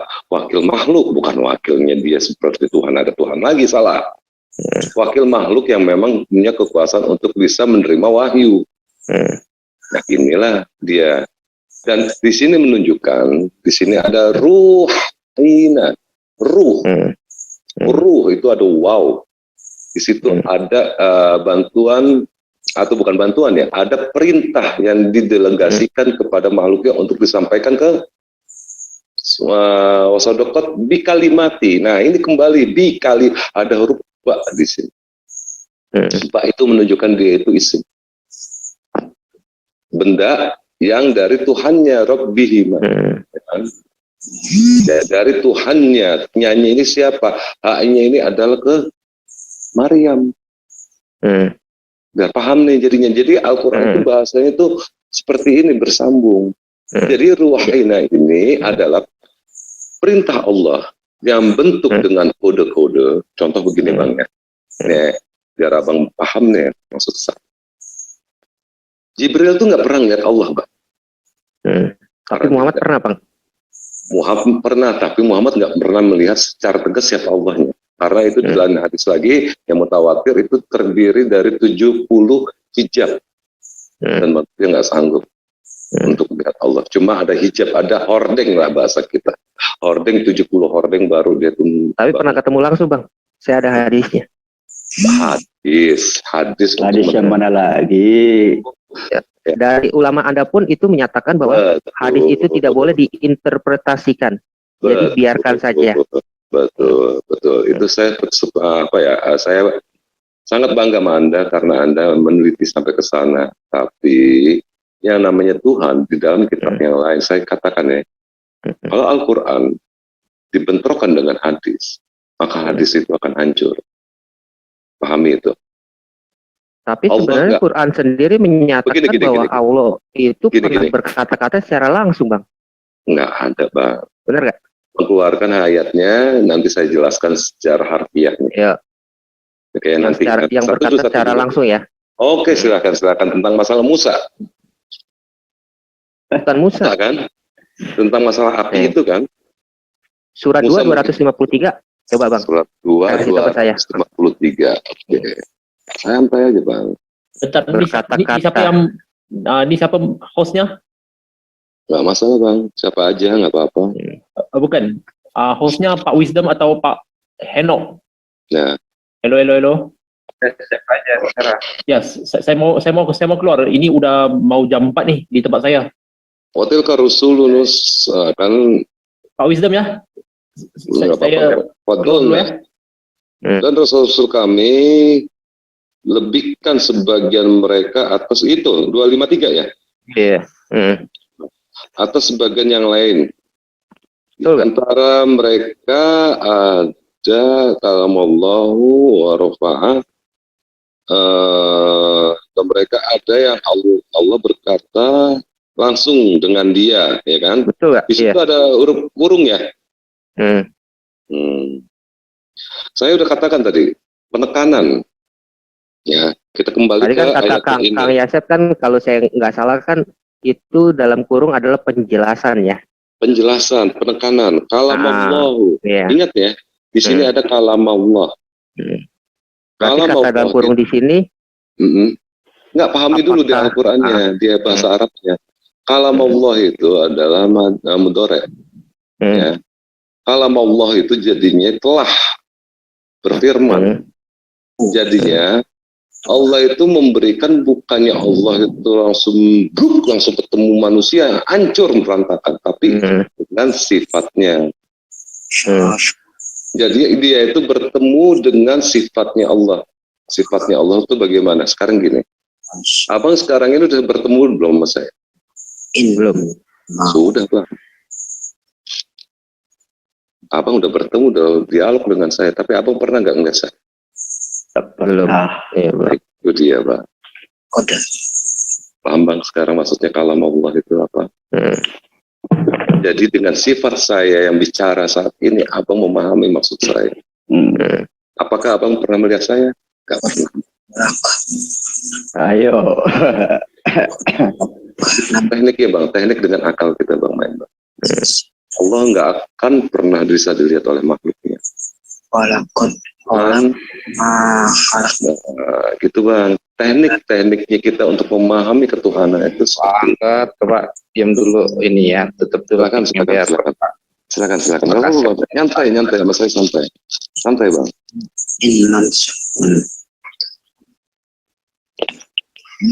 Apalagi bang. Alhamdulillah nggak tahu ada saudara saya di sini yang istilahnya mufassir atau munzir anzala ma'mul kitab. Syukran, oke. Syukran. Ya, dia agak susah sih sama teman-teman ini. Tapi enggak apa-apa. Makanya saya suruh bertanya aja terus. Innal ladzina kafaru sawa'un 'alaihim a anzartahum am lam tunzirhum la yu'minun. Mungkin akhir tahu ya maksud makna ayat Quran itu. Qatamallahu 'ala qulubihim wa 'ala sam'ihim wa 'ala absarihim ghishawatu wa lahum 'adzabun adzim. Wa minan nasi may yaqulu amanna billahi wa bil yaumil akhir wa ma hum bimu'minin. Mungkin akhir paham itu ayat itu. Atau gini aja ya, Kang Yasep, itu saya kasih hadis, sama sekalian saya kasih penjelasan daripada ulama Anda. Gini bang, Ketika Nabi Anda bertemu secara langsung, ini ada langsung ulasan dari ulama Anda yang mengatakan hadis itu jangan diapa-apain, jangan diinterpretasikan, cukup istilah dibaca udah. Itu adalah ketika Muhammad ketemu langsung dan dia merasakan jari-jari Allah Anda, bang. Betul, begini bang. Ya, dia merasa dingin. Sebentar bang. Kalau nggak boleh saya interpretasi. Ya. Siapakah orang yang nggak boleh menginterpretasi dari pemikiran dia? Apakah dia Tuhan saya? Apakah dia Nabi saya? Ulama itu apakah Nabi saya? Kalau seandainya jadi Nabi saya sujud sama dia sekarang ini juga. Nabi saya aja nggak pernah saya sujudin, apalagi dia yang bukan Nabi. Ya, coba aja dilihat dulu, Kang Yasep. Betul, paham. Hadisnya. Tapi biar tahu dulu nih, kalau seandainya ada hadis yang nggak boleh diinterpretasi sama saya, maaf, itu hadis maudhu namanya, hadis kafir itu. Kenapa? Karena satu, dia itu pendapat dari manusia. Gitu bang. Kecuali Bro Wisdom bukain dong bro. Israel, ya. Dan saya cocokkan dengan Al-Quran surat 17. Cara lagi coba nih, agak kesulitan ini share screen. Sama sekalian yang itu ya, yang Islam Web itu ya. Kalau Apa buka ini. aja boleh, silakan saya terima. Ya, everyone dong, kirim ke everyone. Nggak bisa, nggak bisa ke periwan ini. Abang bacain aja, abang bacain ntar saya coba terjemahin. Ya. Secara terjemahannya juga nggak apa-apa. Maksudnya. Silakan. Enggak, ini kebetulan apa? Saya bicara secara singkat aja ya. Nggak apa-apa, silakan. Lalu aku melihat Tuhanku, ya kan, dalam penampilannya yang terbaik lah. Ini kan bahasa Inggris ya. Dia berkata, "Oh Muhammad," I said, "My Lord, here I am, my Lord." Inilah aku Tuhan, ya. Dia berkata, bla bla bla bla. Nah, di sini nih. And I became aware, ya, ketika Muhammad merasakan kedinginan karena disentuh oleh jari-jari daripada Allah, ya, di dadanya. Then everything was disclosed for me and I became aware. Aku menjadi sadar.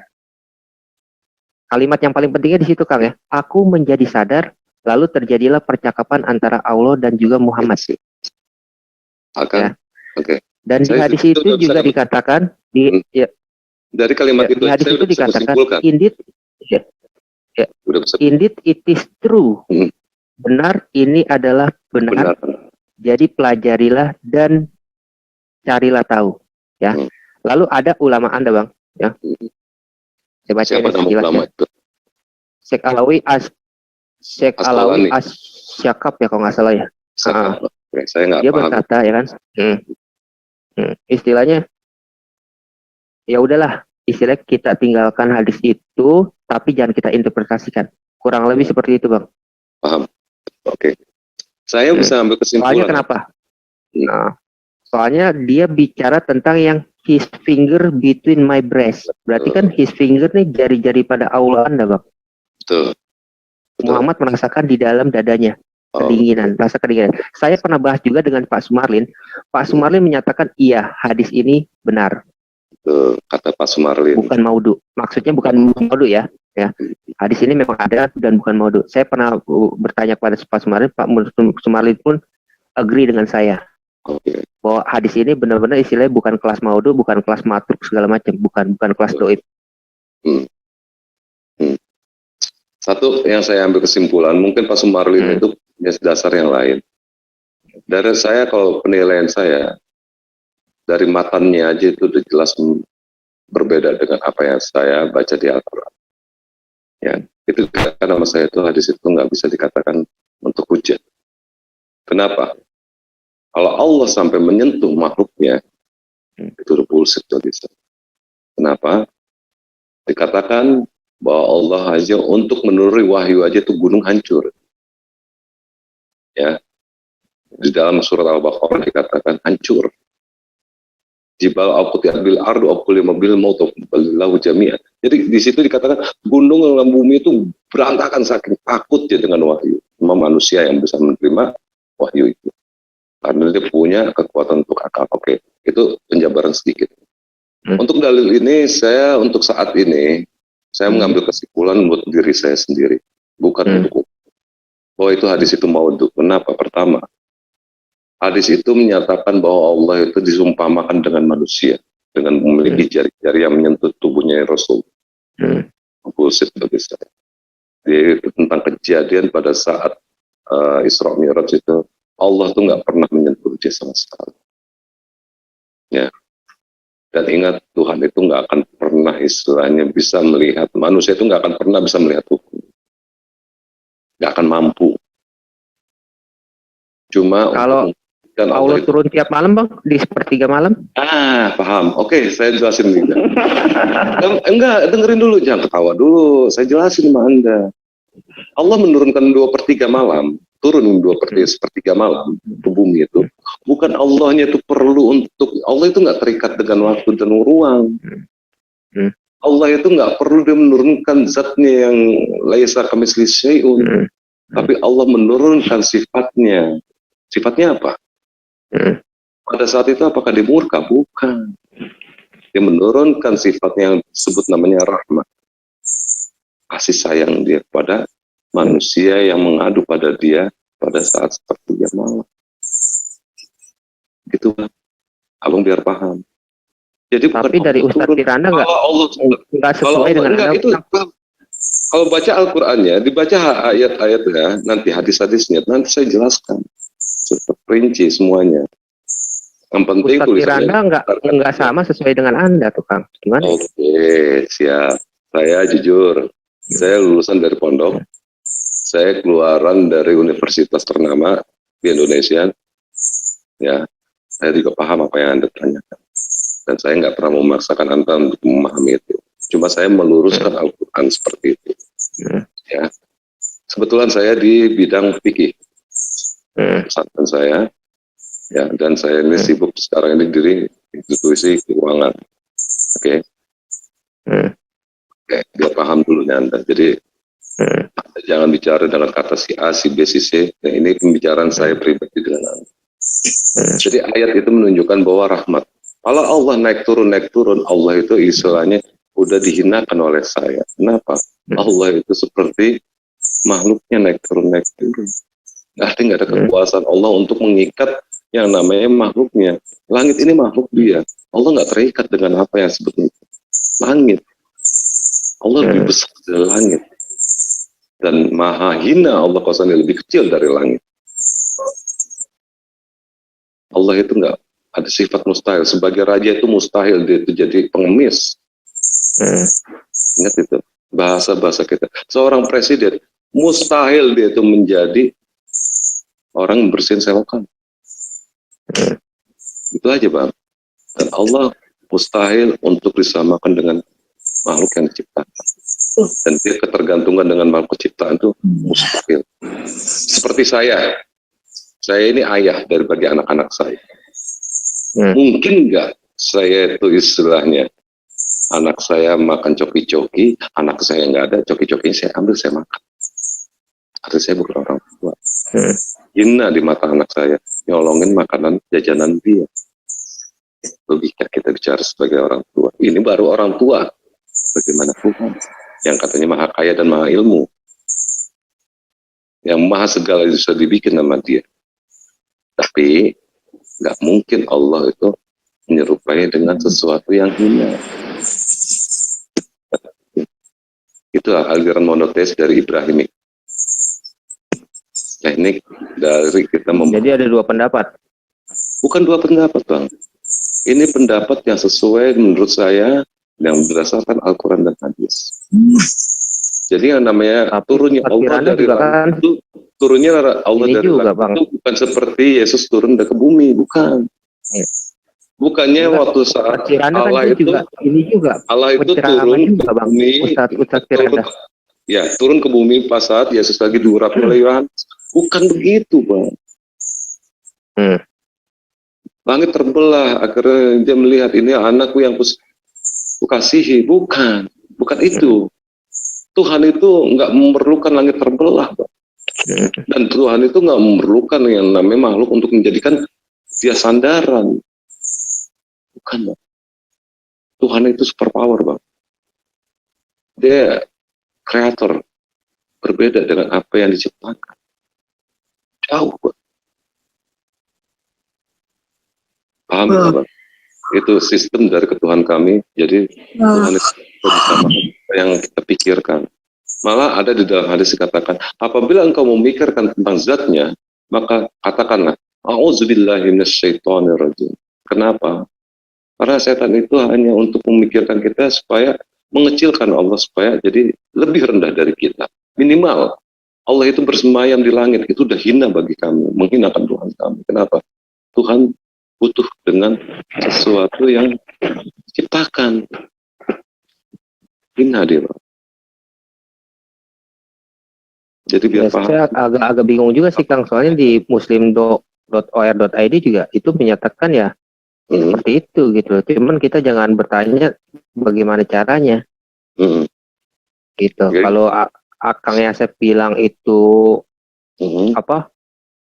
sampah atau segala macam, ya saya bingung juga sih. Bukannya bingung, Bang.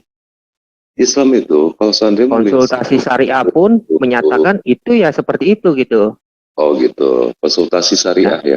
Konsultasi syariah saya baca juga seperti itu. Terus muslim.or.id sama seperti Firanda.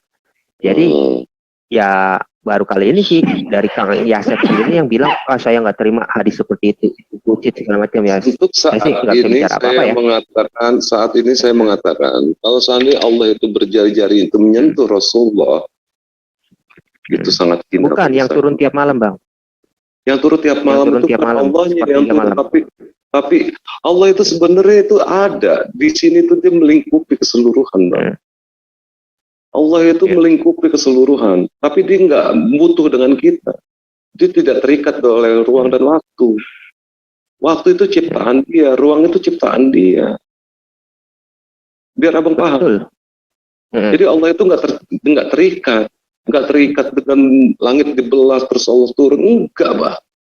Hina bagi kami kalau Tuhan itu membelah langit. Hina bagi kami kalau Tuhan itu membutuhkan manusia. Biar paham, Bang. Jadi maksud saya itu ketuhanan Islam itu ada sesuatu laisa kamitslihi syai'un. Allah itu berbeda dengan makhluknya. Apabila kita menyamakan dia dengan makhluknya, a'udzubillahi minasyaitonir rajim. Aku berlindung dari Tuhan kalau seandainya aku bisa menyamakan dia dengan makhluk apapun bentuknya, sebesar apapun saya itu, a'udzubillah, saya nggak berani. Tapi untuk membuktikan Allah itu ada apa, Bang? Itu yang harus dipikirkan. Kalau gitu, katanya ada teman-teman kita, kalau gitu agama Islam itu ateis, nggak ada Tuhan yang begini. Astagfirullahaladzim. Kalau untuk membuktikan Tuhan itu ada atau tidak, kita buktikan apa yang tercantum, yang ditinggalkan oleh dia. Dengan cara apa? Apakah akal kita itu menyambung dengan akal yang ada di dalam firman-Nya? Itu yang kita teliti, Bang. Kita teliti apa yang dijadikan sama dia. Kenapa kok langit ini teratur? Padahal komet tiap hari itu kurang lebih sekitar 50 komet masuk ke bumi. Nggak ada hasilnya. Maksudnya nggak ada terjadi ledakan atau apa. Hilang semuanya. Kenapa kok atmosfer ini ada 7 lapisan? Dari mana Muhammad bisa tahu? Apakah Muhammad waktu itu naik pesawat? Dari mana dia tahu kalau seandainya kita naik ke atas itu nafas kita akan tersedak, tertahan, air ditekan. Apa Nabi Muhammad itu naik pesawat? Tahu gini aja, Kang. Ya, Kang Yasep. Ya. Itu, Bang. Mungkin lebih enak besok nih, Kang. Jam 8, jam 9 lah ya, jam 9. Ya. Begini Saya mau aja, tahu Bang. nih pendapat Kang Yasep tentang tadi ketika hadis Tirmizi, ya, itu Hasan. Seharusnya sih bagus ya, seharusnya bisa diterima. Terus nanti juga ada daripada ulama Bapak nih yang menyatakan tentang hadis tersebut. Sama Allah turun tiap malam, Bang. Karena di sini saya agak kebingungan nih. Betul, ya. apa-apa. Firanda dengan jelas menyatakan ya, Firanda dengan jelas mengatakan itu literal. Tapi kalau untuk literal. turunnya seperti apa, ya cara turunnya seperti apa kita nggak usah tanyain, gitu. Itu sama juga seperti dengan yang muslim.or.id sama dengan konsultasi syariah. Hadisnya juga saya pegang. Hadisnya itu boleh dibilang mutawatir. Masing-masing mengatakan itu mutawatir, ya. Nah, saya mau lihat pendapat daripada Kang Yasep nih. Bang, saya jelasin. Fatahajat inna filatalaka asa'iyada safarobuka mahfamam mahmuda wa qur rabbi adkhilni mukhrajas sidikin wa akhrijni mukhrajas sidikin wa akhrijni min ladunka sultanan nasira. Maksudnya itu. Saya ayat Quran yang saya baca, bukan hadis. Ya. Ya, maksudnya ya udah paling besok dilihat aja nih, karena kan sekarang udah jam berapa juga ya kan? Ya udah, besok gini aja, Bang. atau Saya jam suka 8 ya. Saya suka nongkrong di tempatnya Umi. Ya, saya nongkrong di tempat Umi. Kalau seandainya abang mau silaturahmi bareng, bolak-balik kita saling tukar ini tempat juga nggak masalah. Dan kita juga, alhamdulillah, ingat ya, Bang. Islam itu nggak pernah haram untuk menghujat sesembahan, Bang. Iya. Karena apa? Di surat Al-Kafir. Jadi abang jangan marah kata saya bilang, ya abang kan kafir, jangan marah, Bang. Itu perkataan Allah di kitab kami. Qul ya ayyuhal kafirun la a'budu ma ta'budun. Jadi kafir itu dikatakan arti kafir. Biar saya jelaskan juga ke saudara-saudara kita yang ada di Zoom ini. Kafir itu sebenarnya bukan hardikan, bukan remehan atau ikatan, bukan. Kafir itu artinya itu menutup diri, kafaro yukafir. Ya, jadi abang Enggak, jangan. Kang. Kita kalau dipanggil kafir ya paling kita cukup bilang ya Tuhan Betul. memberkati Anda gitu aja. Betul. Kita mendoakan Terus, Kak, ya betul, gitu betul. aja. Kalau abang manggil kami ini, dasar domba-domba tersesat, kita marah nggak? Kenapa? Karena kita Anda seperti itu.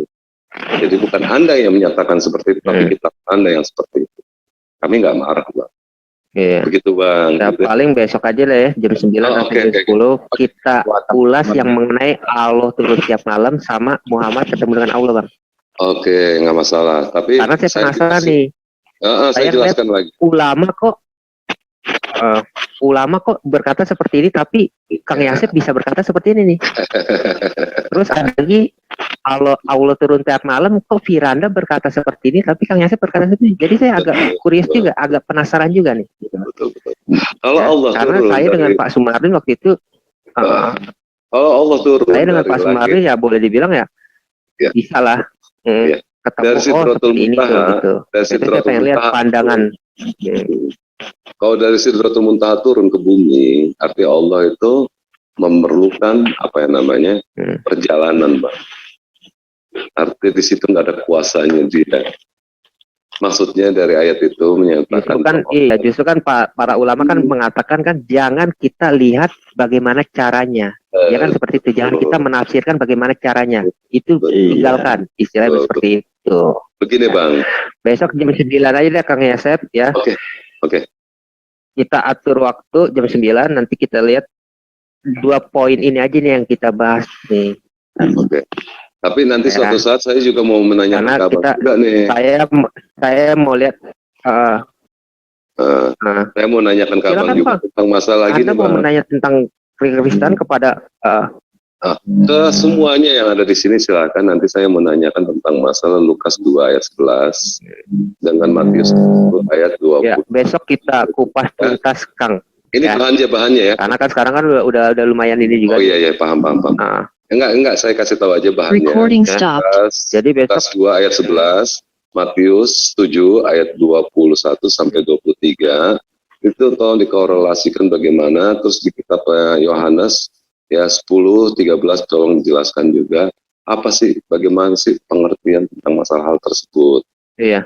Ya, itu buat untuk bahan aja besok. Jadi besok kan kita yang Kristennya mau ngambil tema bagaimana kalau SWT itu ada bentuk lah ya. Oh sorry. Di dalam hadis-hadis dan juga di dalam Quran. Oke. Saya nggak berani bentuk. Ya. Tuhan itu nggak ada bentuk. Iya, karena kan di dalam Quran sendiri Allah itu punya betis, Bang. Benar nggak? Betis itu bukannya bentuknya kayak manusia, Bang. Tangan kanan pun bukan manusia. Wajah Tuhan pun bukan wajah seperti manusia. Maka itu kan kita mau eksplorasi nih. Kita mau eksplorasi tentang ayat-ayat yang menyatakan bahwa loh kok ternyata di Quran ada tertulis Allah punya mata, punya tangan, punya betis.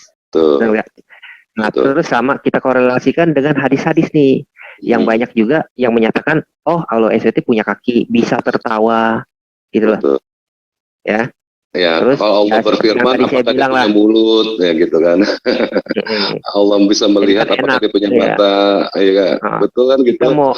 Kita mau sharing-sharing aja gitu loh. Nih, kita menemukan nih beberapa hari seperti ini, pandangan dari Pak Kang Yasep seperti apa. Kemarin kita udah bertanya pandangan dari Pak Sumarlin, oh ketemu. Nah, kita mau lihat nih pandangan dari Pak Kang Yasep seperti apa. Besok jam 9 aja, Kang.